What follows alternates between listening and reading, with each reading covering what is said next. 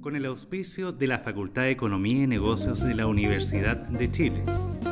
Abrimos la mirada.cl, fen.uchile.cl.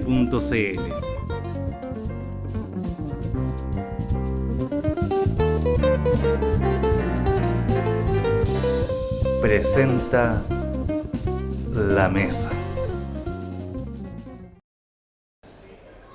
Bienvenidos a otra edición, otro capítulo de La Mesa, la coproducción del Mostrador Mercados y la Facultad de Economía y Negocios de la Universidad de Chile.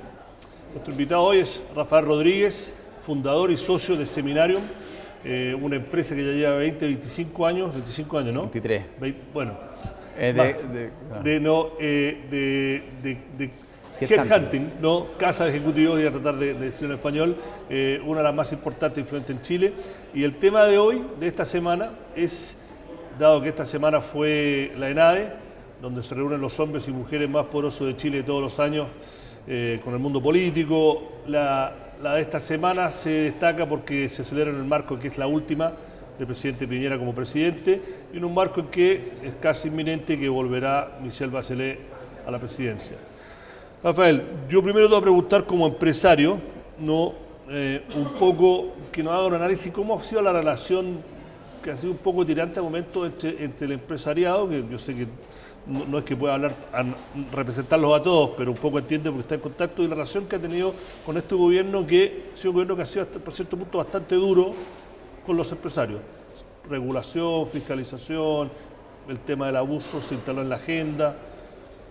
Sí, ha sido, yo creo que contrariamente a lo que mucha gente podría haber pensado por ser un gobierno de signo político de derecha, este ha sido un gobierno que ha sido bastante duro con los empresarios en cuanto a los aspectos de regulaciones, está toda la acción supervisora de no solamente superintendencia, sino que también de los derechos del consumidor, del CERNAC y otros organismos que han realmente tomado una acción que antes no se había visto con las empresas. Yo creo que hay una mezcla de que la sociedad ha estado cambiando muy fuerte y que demanda más de los servicios de regulación que lo que hacía en el pasado, y una respuesta también proporcional a esa mayor demanda por parte del gobierno. Volviendo un poco, o sea, entrando un poco más al tema, uno de los temas de ayer en ENADE que se dio fueron los 4 candidatos que tienen las mayores posibilidades de ganar las próximas elecciones. Uno de los temas que instaló el presidente en su discurso, Silva, el presidente de ICAR en su introducción, después el ministro Jacinto Larraín, lo tocó Andrés Velasco desde otro punto de vista, Santa Cruz de la CPC. El tema era, hay que preservar mucho los logros, y los logros defendiendo el logro del modelo en momentos de que el modelo ha sido cuestionado, o ciertas partes del modelo están siendo cuestionadas y que se vienen cambios, y también hicieron un ataque bastante directo a este canto de sirena que le dicen que son estas políticas populistas, que son algunas de las prácticas. No, ustedes hicieron un estudio que habla un poco de la élite, de esta, no, el sentido de los datos duros que muestran lo separado la palabra, no sé, no es discriminatorio, sino que la homogeneidad. Exacto, la homogeneidad que tiene la élite y cómo eso se transfiere un poco al resentimiento que existe dentro de ciertas clases sociales, se podría decir. No, ¿cómo lo ves tú y cómo se mete eso en el tema político? Mira, yo creo que aquí hay una realidad que es la que tú bien describes, que en Chile la gente que llega a las posiciones de élite en el mundo político y en el mundo de la empresa son personas que tienen un origen similar y reducido como proporción de la población. Es básicamente colegio particular pagado, Universidad Católica de Chile, carreras de ingeniería comercial, civil o leyes. Y ese es, yo diría, que la formación de un porcentaje muy importante de la élite, como lo prueban los estudios que se han hecho al respecto. Ahora, a partir de esa realidad se empiezan a construir una serie de hipótesis de que se juzga, digamos, que esto está mal y que por lo tanto debería cambiar, y las formas como debería cambiar ahí empiezan las distintas posturas. A mí me parece, lo personal, que lo que debiéramos tratar de hacer es de levantar el nivel de educación, de la educación que tiene acceso la mayoría de la población, que no son los colegios particulares privados, sino que es la educación financiada enteramente o parcialmente por el Estado. Y es ahí donde se debería poner toda la fuerza. Pero tratar de decir, mira, hay otra visión que es que sean todos por igual, toda la educación sea responsable del Estado solamente, y que nadie tenga acceso, por ejemplo, a un colegio particular, me parece que es bajar, es dispararnos en un pie. Hay que tratar de levantar el promedio hacia arriba, no de bajar la dispersión hacia el promedio. Tú cuando hablas con tus clientes o con la gente que tu empresa está regulando o con tus colegas empresarios, ¿hay conciencia de esto? ¿Hay un común denominador común que dice, no, la verdad que hay que nivelar para arriba, hay que hacer ciertas prácticas, Chile realmente está cambiando, hay que hacerlo más abierto? ¿O sea, hay conciencia, hay un consenso desde este punto de vista? Yo creo que los estudios sirven para esto, para tomar conciencia. Muchas veces uno puede vivir dentro de una burbuja y suponer de que todo es así. Por ejemplo, los extranjeros que vienen a Chile y conocen el barrio alto y van a los restaurantes y encuentran que Chile es un país extraordinariamente avanzado porque es la imagen que conocen de Chile y la proyectan como si fuera todo el país. Yo creo que ese pecado, digamos, de falta de objetividad para ver la situación completa es un pecado que uno inconscientemente, digamos, puede llegar a incurrir. Y por eso que los estudios sirven para ilustrar esta realidad. Ahora, yo creo que en mucho orden de cosas, en esto y en otro, son los incentivos lo que permiten, el correcto diseño de los incentivos lo que permite cambiar las situaciones. Entonces, es imposible, por ejemplo, cambiar la educación en Chile si es que uno no va a la calidad de la educación a resolver los nudos gordianos que impiden que esto sea así. Por ejemplo, yo creo que hay un problema con los profesores, que es evidente que se ha reconocido en tantos estudios y en tantas mediciones, pero hacer el cambio que requiere, implica enfrentarse con el colegio probablemente de profesores, hacer cambios en los sistemas de incentivos, y eso requiere de un desgaste político que es difícil, hasta ahora por lo menos la clase política no ha sido capaz de abordar exitosamente. Han hecho esfuerzos, pero no... ¿Hay autocrítica? Hay un poco de autocrítica diciendo que hay cosas que hay que cambiar, ciertas prácticas. Y te doy un ejemplo que yo siempre lo doy, pero yo estuve afuera. Que una de las cosas que yo critico de cómo se aplica el modelo, por usar el cliché acá, es que acá están todos los beneficios o la zanahoria de un modelo abierto de mercado liberal. Pero los costos, el garrote, sobre todo a nivel empresarial, casi no existen. Y el ejemplo más claro que doy, yo siempre digo, Goldman Sachs, el gran banco de inversión americano, le llegan 20 currículums. Si uno de los currículums, el tipo era de parecer un estereotipo, del Bronx, negro, colegio vulnerable, que habla un inglés no tan bueno, pero el tipo fue a Harvard, después tiene un MBA de Chicago, no, le llega ese currículum, lo van a contratar porque es bueno. No le importa que el tipo. Acá, todavía, un tipo de la Pincoya, por estereotipar, que fue a la Católica becado, o acá a la Chile becado, que le fue extraordinariamente bien, estudió leyes, y va a un bufete de los connotados, versus una persona que no tiene, pero que habla con el acento de la clase de la élite de Chile, no le van a dar la pega. Y el costo de no dársela acá no existe. Allá sí, ¿por qué? Porque otro banco va a contratar a ese gallo. Y ese gallo le va a hacer que gane más plata a ese banco. Entonces acá, pero entonces el costo de no hacerlo entonces no existe. O existe muy limitadamente. Mira, yo creo que los costos son iguales en todas partes. Y de hecho, aquí en Chile está cambiando. Lo que pasa es que viene cambiando desde en las generaciones más jóvenes. Por lo tanto, en los estudios, cuando uno mira a la élite, que a la élite uno llega después de varios años de carrera, sí, no se observa todavía, pero si uno pone el foco en las generaciones más jóvenes, y nosotros estamos haciendo ahora un estudio que yo he visto ya algunas cifras preliminares y que indican esto, que la diversidad de universidades, de formación, de colegios, a nivel de los ejecutivos más jóvenes, es mucho más amplia que la que había hace 10 años atrás. Y eso lo vamos a ver en un próximo estudio que probablemente que nosotros vamos también a publicar, pero como lo hicimos hace 10 años atrás, yo tengo una base de comparación sobre la cual mirar. Y datos que están surgiendo del trabajo de campo que está haciendo en este momento indican que una de las conclusiones que vamos a tener en ese estudio va a ser que en las generaciones más jóvenes esta realidad ya se está abriendo. Porque tal como tú bien dices, Lo que importa es lo que la persona es capaz de, en el caso de una empresa, de aportar de valor a la empresa. Y si una persona, independientemente del color de la piel, del credo o sexo, le puede aportar más, se está perdiendo de recibirlo si es que no lo contratan la empresa. Oye, volvamos un poco a uno de los temas del empresariado. Uno de los temas que también se abordó ayer es un poco, porque fueron los 4 candidatos con más chance, una resignación bastante pragmática de que Michelle Bachelet va a volver a la moneda con sus propuestas, y por otro lado que el corazón de ellos todavía, de acuerdo al aplausómetro, estaban con Matei, y escucharon con atención no los palos que le tiró Meo y Parisi, ¿no? Es exagerado cuando la gente dice bueno, que el empresario tiene miedo a lo que se viene. La impresión que me da a mí cuando nosotros hemos hecho notas y hemos hablado es que son bastante pragmáticos.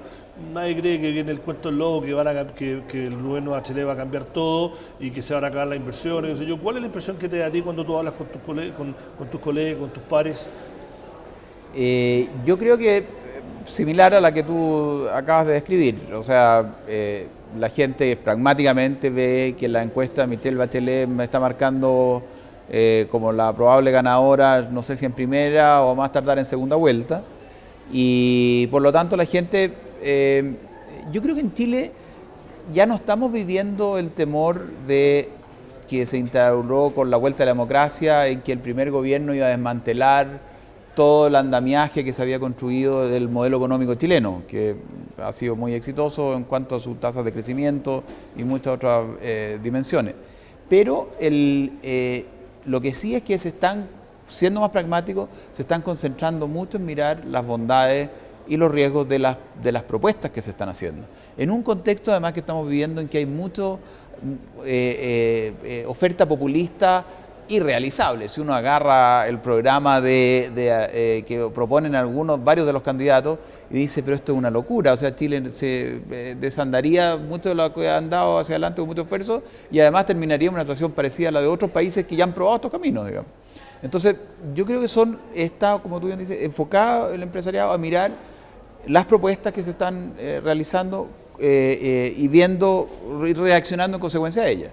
Por ejemplo, la del food es una de las que salía en ENADE como la más rechazada por parte del empresariado y hay elaboraciones, digamos, al respecto porque hay posiciones, digamos, establecidas y razonamiento por qué se llega a esa conclusión. Claro, lo curioso, y que tú tocaste el food, es que cuando nosotros hablamos con el mostrador del mercado, cuando hemos hablado con muchos empresarios de etiqueta de centro derecha, en off tú le hablas del food y dices, mira, la verdad que si lo eliminan y hacen lo que más o menos están diciendo el programa, que lo reemplazan con la deducción inmediata y un par de cosas más, la verdad que no debería tener mucho problema. Otros dicen, mira, el único otro país que ha tenido food fue Alemania a la posguerra y la verdad que tuvo su rol, pero Chile ya no tiene su rol. Pero cuando hablan en ON, dicen, no, la eliminación del food va... Yo creo que eso responde justamente a los pragmatismos que estamos viendo. Aquí hay que juzgar las propuestas en función de sus méritos y sus riesgos. Si uno cambia el food, puede dejarla embarrada, o lo puede hacer bien. Y mientras no esté, o razonablemente bien, mientras no esté el paquete en su conjunto de las medidas que se van a hacer anunciadas, porque ahí en este momento son muchas generalidades. La letra chica puede marcar la diferencia entre dejarla embarrada o hacerlo razonablemente bien. Entonces yo creo que la reacción del empresariado es decir, ojo, cuando uno ve que algún cambio puede ir para mal, uno saca todas las banderas y anuncia que esto es muy riesgoso y después, bueno, vamos viendo alerta o levanta la importancia de no equivocarse en esa reforma. Y yo creo que eso es lo que estaba pasando acá. Yo también concuerdo contigo que eliminar el food se puede hacer de muchas maneras. Algunas maneras van a ser bien malas para efecto de la inversión y otras pueden tener menor impacto sobre la inversión. Cuál sea el paquete completo con su letra chica incluido, todavía no está a la vista, como para poder dar una opinión final. La otra pregunta que también fue tema en el de nada de ayer y que tú creo que tienes una experiencia directa porque parte de tu carrera ha sido buscar directores para las AFP. El tema del marco de la confianza. El presidente el lunes dio una entrevista, lunes o martes, en la radio Bio Bio, en la cual finalmente admitió que el caso Cascadas y el caso, la crisis del Grupo Sallé a través de SMU y el impacto en el holding financiero, gatilló una crisis de confianza en el sistema financiero. El sistema financiero es una de las industrias que la verdad que todos los gobiernos han apostado a hacerla un pilar de este nuevo Chile, un hub financiero, donde la credibilidad y la transparencia y la confianza son los atributos más importantes, ¿no? Y era tema en los pasillos, en los cafés. En la noche anterior en la Sofofa habían hablado con duras críticas que tienen que ponerle todo el peso de la ley. ¿Cómo se contrarresta esto? ¿No? Y sobre todo, tú lo sabes porque obviamente parte de tu trabajo es buscar candidatos idóneos para ir a no ser director representando a la AFP, que está en el corazón de lo que está el escándalo ahora. Mira, bueno, yo creo que en primer lugar aquí hay que diferenciar, tú mencionaste dos casos, uno es totalmente distinto del otro. Pero los dos le gatillaron un poco una crisis de confianza. Pero el caso de SMU es un caso que es usual en los negocios y se resuelve como se tiene que resolver, se juntan los acreedores, ponen condiciones a lo que me refiero que la superintendencia al principio decía que está todo bien, después tuvieron que cambiar la normativa para decir no está tan bien, el Comité de Estabilidad Financiera tuvo que salir a darle calma al mercado, o sea. Claro, hubo una reacción a partir de una situación que en definitiva es una situación que se manejó y que aparentemente hoy día está bajo control y resuelta. Y eso es digamos, una tensión que se produce en el sistema, pero que se resuelve bien. Yo creo que el caso Cascada es muy distinto porque ahí hay aparentemente un esquema que afecta, que le quita patrimonio a los inversionistas minoritarios en estas sociedades. Y eso es otra historia totalmente diferente. Ahora, a mí me parece que, y ayer en la ENADE fue así marcadamente dicho por los expositores que representaban al sector empresarial, que estas cosas no pueden permitirse. O sea, la sociedad no puede, el sistema financiero requiere de un marco de confianza en que la gente opere con esas reglas de confianza. La confianza no solamente la posibilidad de hacer una cosa, también conlleva una responsabilidad de hacerlo de determinada manera. Y si aquí se ha violado aparentemente esa confianza y uno ha visto que hay ciertos sectores que deberían haber reaccionado con mucho más fuerza, pienso yo, lo que han hecho. A mí me llama la impresión que el directorio de la Bolsa decida reunirse un mes, 10 días después de que estalló el caso. Ese es un caso, en cualquier empresa pasa una cosa así y el directorio se llama a reunión en la tarde o a más tardar el día siguiente en la mañana. Entonces, yo creo que acá este caso probablemente tiene mucho que todavía va a salir, pero el ánimo, me da la impresión a mí, de todas las personas con las que yo converso, es que si realmente se afectó el interés de los inversionistas minoritarios, esto tiene que ser sancionado.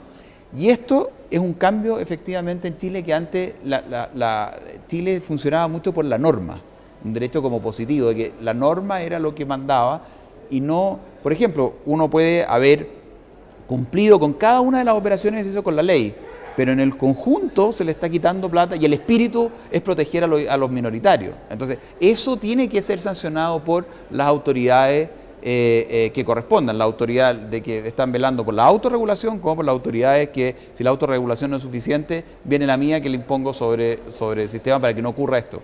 Este caso y el de la Polar del 2011, que mucha gente que nosotros hablamos dicen que hay un antes y un después en el sentido de gobiernos corporativos, y después el caso Enersi, que también hubo mucho énfasis, mucho análisis de cómo son, qué tan buenos son los gobiernos corporativos en Chile. Tú, no sé si todavía lo haces, pero sí, has tenido la sensación de buscar candidatos para directores. ¿Han cambiado los requisitos que tú buscas en una persona cuando a ti te dicen, mira, necesitamos directores para hacer la FP y tal? ¿Y ha cambiado también la voluntad de potenciales candidatos? Es decir, ¿sabes que ahora está muy complicado, no me quiero meter? Mira, ha pasado, por una parte, voy a partir por lo segundo. Sí. El universo de personas que le gustaría ser director de la AFP es muy grande y no hemos notado una mayor reticencia a asumir un directorio de una compañía. De repente un poco más de estudiar con la compañía, pero lo que pasa es que ser elegido director por la AFP es como un título nobiliario, porque son 6 fondos de inversión que manejan más de 150 mil millones de dólares que te eligen en un procedimiento competitivo con otra. O sea, es realmente llegar a ser elegido director por la AFP es un mérito, es como una distinción. Así que no hay tal, se ha escrito algo del tema, pero nosotros que hemos participado 4 años en esto eligiendo directores, notamos que casi cada vez más interés. Ahora, habiendo dicho esto, también yo creo que lo que ha ido pasando con la selección de directores de la AFP es como las expectativas del rol que cumple el director de la AFP. No es tanto el co-gobernar una compañía, es difícil que un director independiente le pueda enmendar la plana Endesa de dónde tiene que ir la próxima central eléctrica, no generadora de electricidad. Pero puede poner luz amarilla. Puede decir cosas de sentido común, pero el negocio de Endesa es ese. El problema es que tenemos, los énfasis que sí puede aportar un director independiente son supervisar que todas las transacciones relacionadas se hagan en condiciones legítimas y de mercado y no favorables a los controladores. Y en segundo lugar, tratar de mejorar las prácticas de gobierno corporativo en las compañías. Ese yo diría que es el énfasis específico que se le pide a los directores, más allá de los genéricos que tiene que cumplir como director, cuando son elegidos por la AFP. ¿Y hay conciencia de que eso es lo necesario ahora? Que ahora hay una lupa, que hay una hace linterna. tiempo que sí, y yo creo que la Polar ilustró algo que no es que la Polar haya mostrado una cosa, la Polar no se debió haber producido. Estaba mal que hubiera ocurrido y no era necesario que cambiaran las leyes, estuvo mal al margen en las nuevas y en las antiguas leyes. Oye, bueno, se nos acabó el tiempo como siempre. Rafael, muchas gracias por haber venido. Encantado. Este ha sido otro capítulo de La Mesa. Nuestro invitado de hoy fue Rafael Rodríguez, fundador y socio de Seminarium, Headhunting, una de las más connotadas del mercado. Por favor, síganos en Twitter, Facebook. Y bueno, hasta la próxima. Este ha sido otro capítulo de La Mesa, esta coproducción del Mostrador Mercados y la Facultad de Economía y Negocios de la Universidad de Chile. Hasta la próxima. Muchas gracias.